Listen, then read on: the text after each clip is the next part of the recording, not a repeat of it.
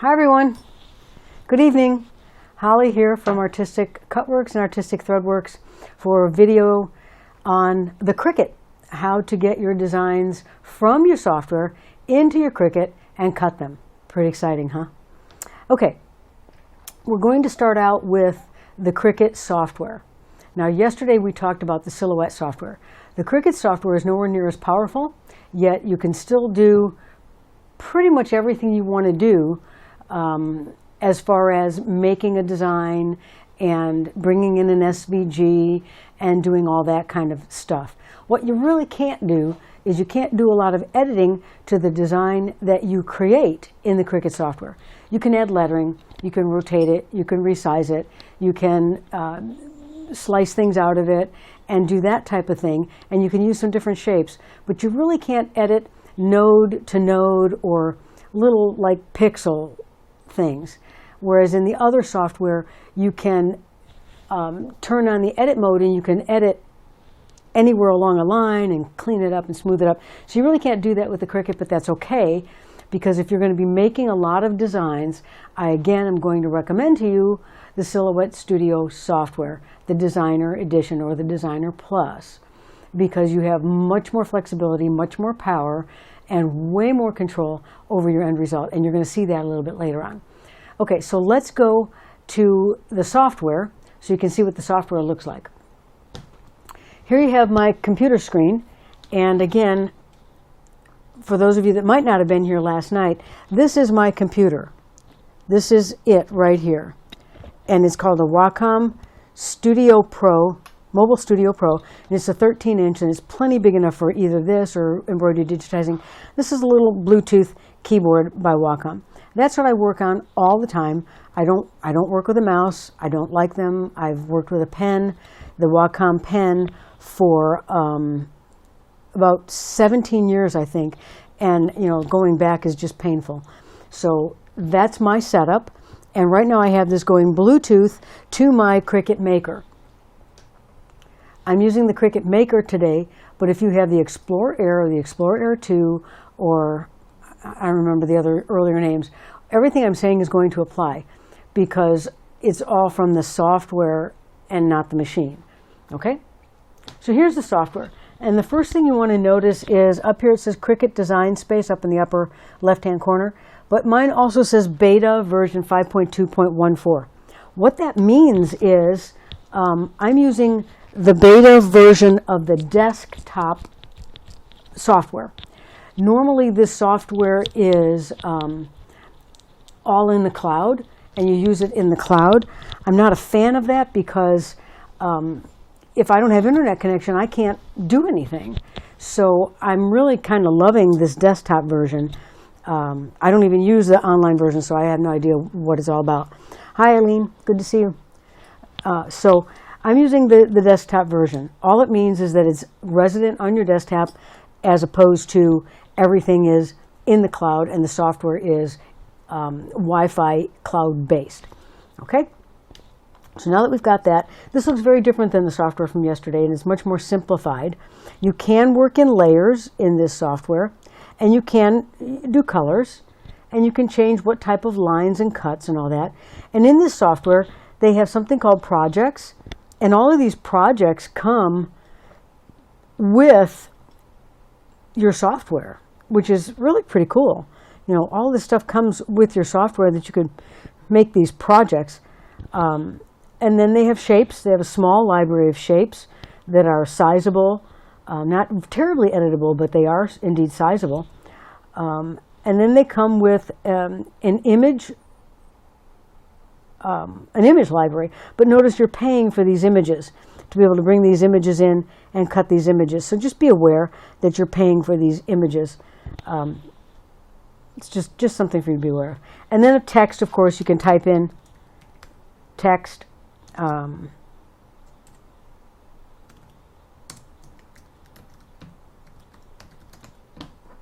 can type in text and manipulate your text however you'd like. That's got to be really big in order to see it, but that's your text tool. When you get everything in a box like this, you can lock it together so that you can't accidentally resize the wrong way. You can rotate.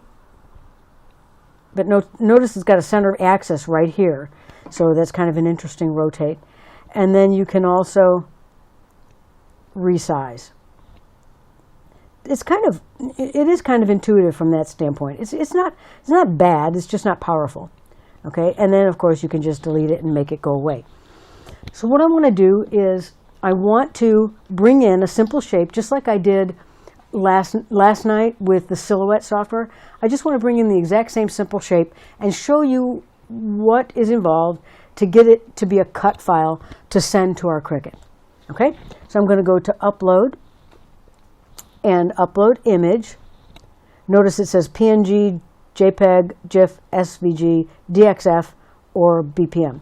So I'm just going to say Browse, and I'm going to go and look for my JPEG of the grad cap. I'm going to navigate to where it is. Oops, wrong one. Pictures. And Shapes. I have everything really organized so it's easy to find. And here's my grad cap. I'm going to select that and say OK. And here's my uploaded image. Now you have some choices. You don't get these choices in the other software. And so you have simple, high contrast colors and transparent or monochrome background. Okay, that would apply. Or moderately complex, simple details and color with good contrast between subject and the background. That's not this case. Or complex, fine detail, blended colors. This image is more challenging to work with. I suggest, particularly when you're starting, that you use, hi Heather, that you use simple objects until you get used to what you're doing. Okay, so here we have our image. I'm going to select Simple and Continue. Now when I get here, you notice I have a gray background. Well, I don't want to cut that gray background. I just want to cut this black. That's all I want to cut. Hi, John. So I'm just going to do what it says here. Click on the areas of image you want to remove. So I'm just going to click right here. And just like magic, Viola, it's gone. The background is gone, and now it's considered transparent. I'll say OK. And we have another choice to make. There's a lot of choices to make, but they're all worthwhile. Over here, on this side, you have Save as a Print, Then Cut Image. This comes in handy when maybe you have a printed sheet of stickers that you want to cut out, maybe for GIFs. You can bring that in as a JPEG and then say, save this as a print and then cut image. So it's going to set it up so that you can print it and cut it all in one shot. But I'm going to use Save as Cut Image and say OK.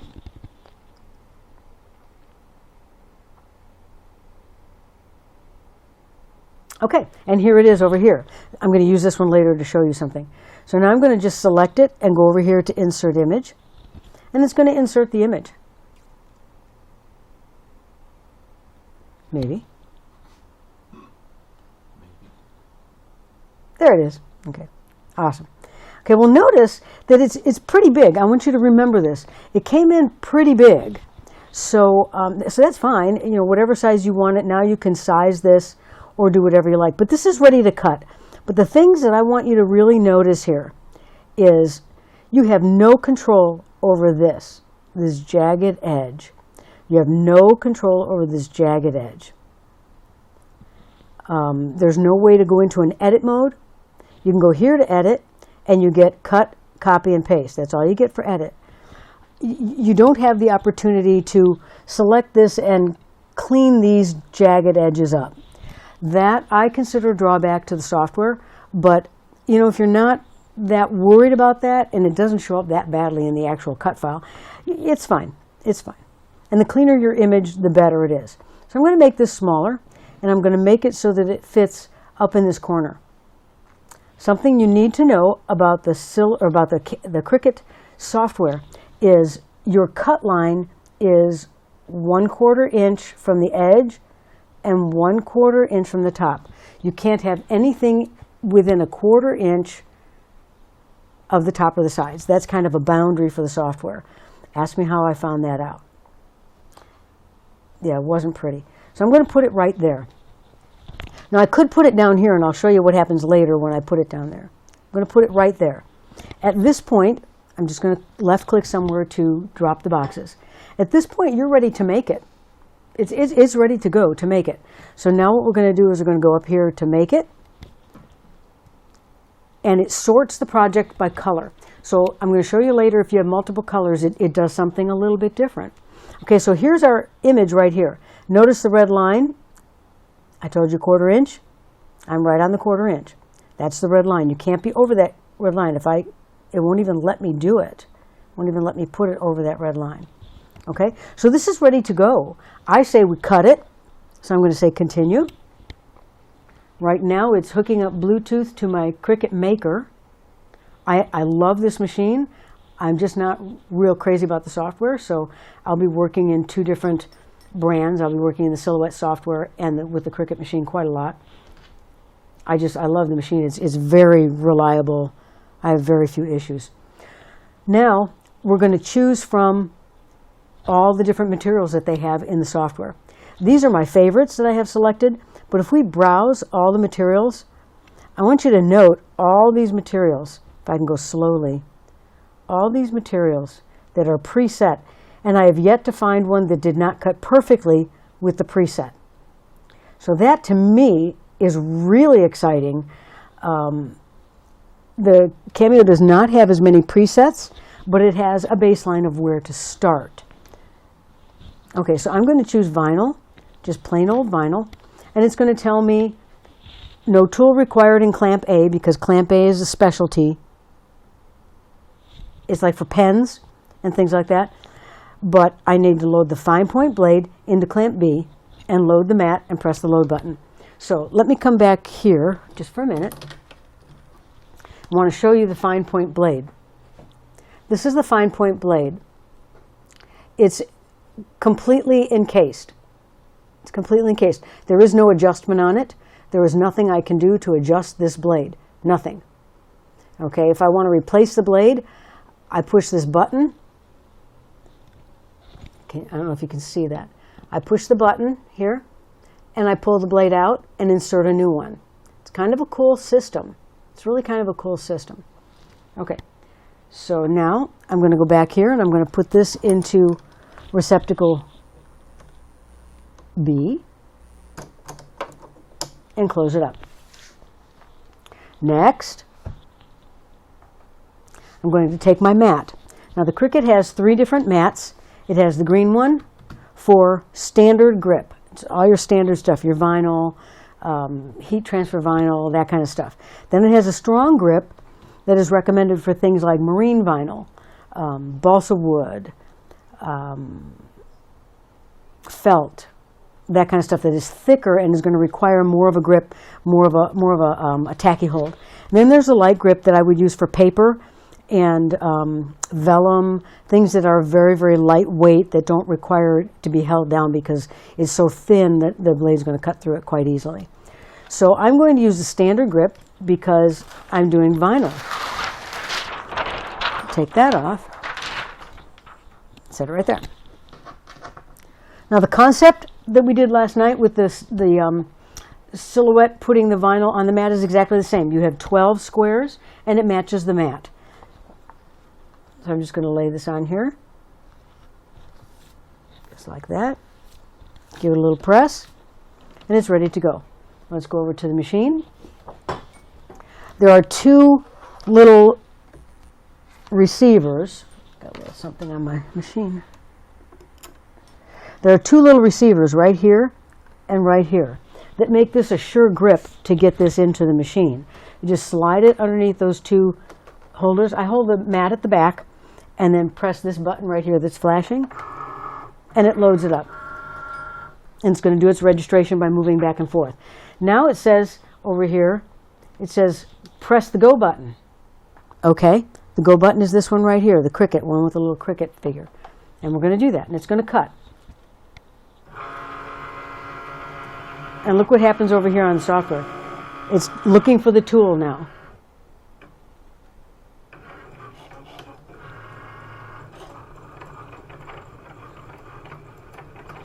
It gives you that, 50% done, 60% done, etc., etc. Much quieter than the Cameo. Much quieter.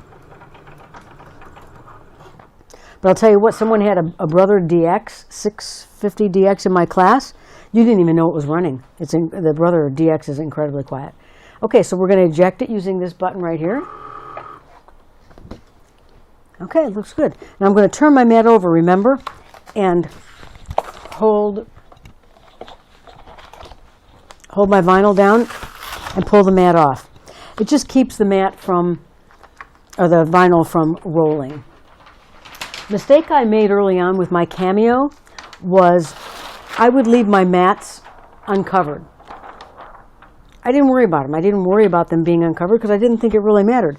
But they stress very much with the Cricut and with the Brother, keep your mats covered when you're not using them. Cover them up because they stay sticky, they stay cleaner. They're not going to stay absolutely clean, but they do stay cleaner.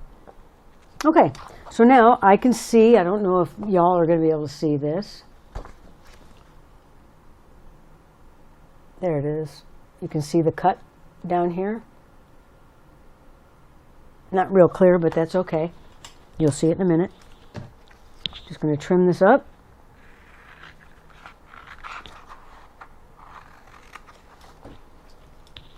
And now let's weed it. Weeding means I'm going to take everything out that is not the design. Okay? So I'm going to take everything out that is not the design. Now, it cut beautifully. There are no issues with the cutting, but I can see that all those little flaws that we saw, all those little flaws we saw in the design on the screen are indeed on this piece of vinyl that I cut. It's not as clean a cut as I would like. So this is why I would encourage you to use another software where you have a little more ability to clean things up and make them, you know, really, really nice. Okay, so the next thing I'm going to do is I'm going to bring an SVG file in. And we're going to see how that SVG file cuts, and we're going to compare them and see if I'm right about doing a design in another software, saving it as SVG, bringing it in, and cutting it. And we're going to compare them and see how they look. Okay, so now we'll go back to the computer. Now that we're done cutting, we'll say Finish, and we're back to our screen. Well, maybe I want to save this for another project. Maybe you have 20 graduation designs to do for a graduation party, and you don't have time to cut them all. So you want to save this. So we're going to go over here, and we're just going to click Save. And it's going to say Name It. And I'm going to say Grad Cap 2, because I already have a Grad Cap, and Save. Now, the downside of saving in the Cricut, it saves it in the Cricut software as a Cricut file. You cannot export it as an SVG. You cannot export it as anything else. It's only going to save in your projects as a Cricut file. There's kind of a way to get around that, but it's really clumsy, and you're better off just not doing that, because you're basically going to save it back to a JPEG, and then anybody you give that to is going to have to retrace it and redeal with it. So it's better just not to do that. Okay, so back to the software. Now, what I'm going to do is I'm going to say I want a new project. Okay. And I'm going to upload. Go to Upload again and Browse. And this time I'm looking for my SVG file. And I'll go down to my teaching file. And there's my grad cap, my SVG file. I'll just double click and select it. And here it is. Notice it's already a transparent image. Remember we had the gray area before? It's already a transparent image, which is really kind of awesome. So I'm going to say Save.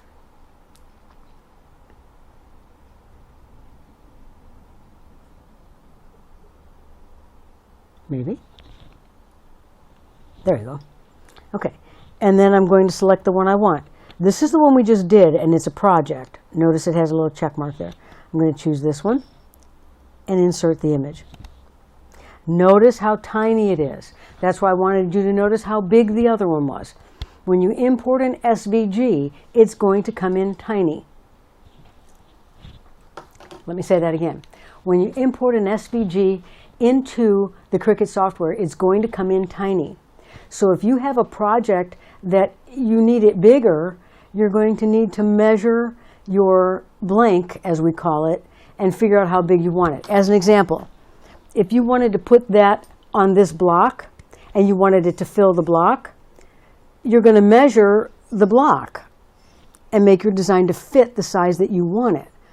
This will not fit. This is like 1.25 inches. So understand it's coming in really tiny. That's not a bad thing. It's not a bad thing. It's just a thing, okay? A thing you need to know to make your life simpler. Okay, so now I'm just going to take this and say, okay, we want this to be about, I think it was like a little over, I think it was about 2.5 inches, something like that. So that ought to work. That ought to work just fine. Now it's ready to go. An SVG is ready to go when you bring it in. You don't have to do that trace thing. You don't have to go through all those screens. It's just ready to go. So let's say make it. I want you to pay attention to where the hat is on the grid. This is 0. This is 0 up in the upper left-hand corner. The hat is not up there. Watch what happens. It pushed that design up into the upper left-hand corner.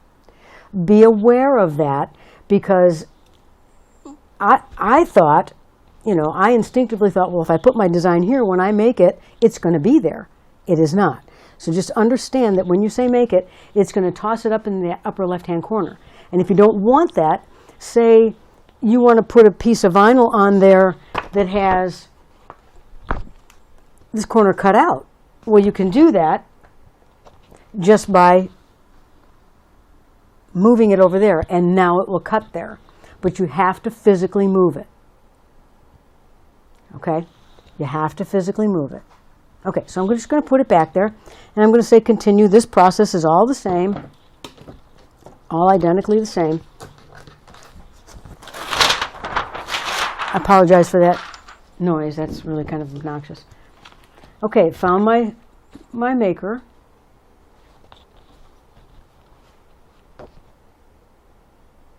Good, it found everything. But if I put my vinyl on here, what's going to happen? Based on the fact that when I said make it, it shoved that design all the way up in this corner. If I want to use this vinyl, I have to move that design like I showed you. So what I'm going to do is I'm just going to turn it so that I can cut it without having to move my design. Either way is okay. Neither way is right or wrong. It just is. Okay? Now we're going to do the load again. We're going to slide it underneath those two little tabs. First, let's choose our material. Let's do that first. If I can find my pen. Okay, we're going to choose the vinyl. And now it says load the mat. Notice this is flashing. I like to do things in the right process. Okay, it's registering the blade. And then it says go ahead and go when the button's flashing. So we're going to go. See, it's not really that hard.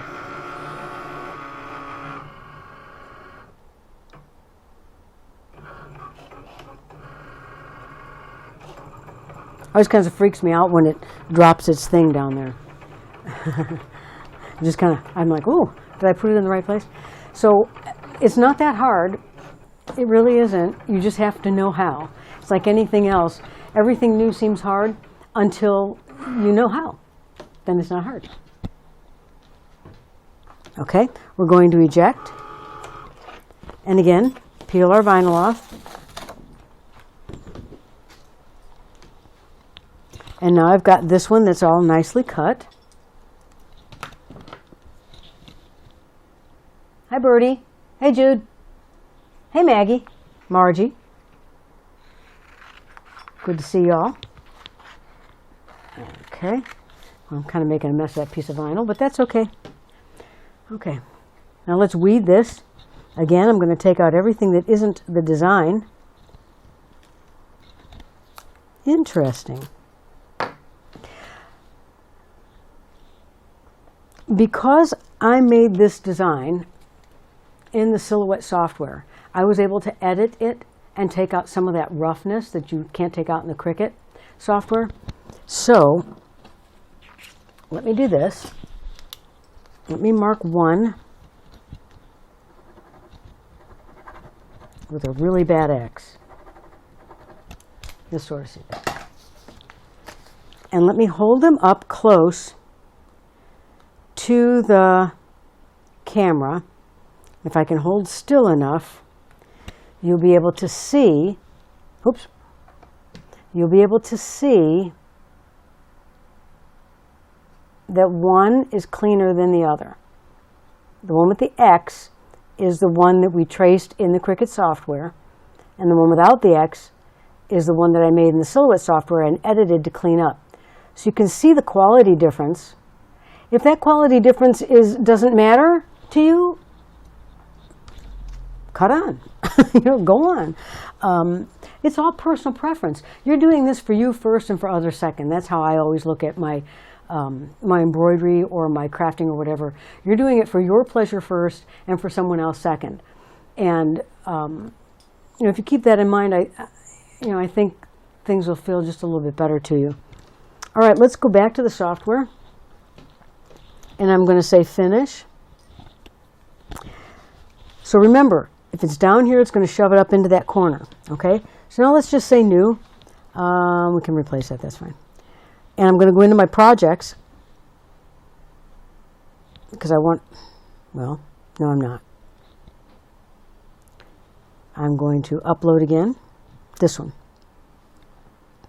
I want to do a 2-color because I want you to see what happens. See how tiny it is? This one's even tinier than the last one. Wow, that's interesting. Okay, so make sure you're going to measure whatever it is you're going to cut for whatever blank you're putting it on. Okay, so this one's 2-color. Thing that you need to know. I can ungroup this and make it 2 pieces. Okay, it's going to come in as 1 piece. It doesn't really matter. I'm going to group it back up. It doesn't really matter if it's grouped or ungrouped. What I want you to see is when I send it to make it, I want you to see what happens with the 2 different colors. You would think that it would do something different than what it's going to do. Okay, watch this. I have 2 mats now. This mat is the top of the grad hat, and this is the bottom of the grad hat. Okay, which is okay. This works well if you have a design like this that doesn't have to be perfectly layered and perfectly lined up. If you have something that needs to be perfectly layered, lined up perfectly, or it just doesn't look right, you're going to have to do a little more work. I'm going to cover that in another video at a later time because it really is a critical technique. And we can do it, it's doable, but you just need to know how. So what's going to happen with this design if we were to cut it is I would have to load my black vinyl on my black mat, cut that. Then load my gray vinyl on my gray on another mat and cut that, and then take the 2 pieces and put them together. Not a big deal, not a big deal at all, but there is a way to get around it. But if you're very, very new and this is a little scary to you, we don't want to toss you into the deep end just yet. Okay, so that's what's going to happen. I'm going to say cancel because we're not going to cut this, but let's just kind of recap. Cricut software is great for what it does. Send your designs to the machine. You can alter them some. You can add text to them. You can change the size. You can cut holes in them. You can do various things with them. You can turn layers off to cut different layers. You can actually make layers. All good. All good. You can slice things off and do that kind of stuff. But what you can't do is edit out a little tiny blip in the design like I put over here. You can't edit a little blip out of that. Now, for me, that doesn't make me happy, but for you, it might be fine. You may be happy with that. And remember, it's about what makes you happy. The storage process in the Cricut software is really quite good. It's good. It's reliable and it's good. It reads JPEGs very well. It reads SVGs very well. It's all good. It's all good. It just depends on what you want to do. The Cricut Maker is a very, very powerful machine, and you're going to see that as we go on, the things that it will do well that the other ones maybe don't do as well, but you're also going to see the silhouette do some things that the maker and the brother don't do well, and you're going to see some very cool things that the brother does that the others don't do quite as well. So there's something to be said for all of them, really. Okay, couple things for you guys to do for me.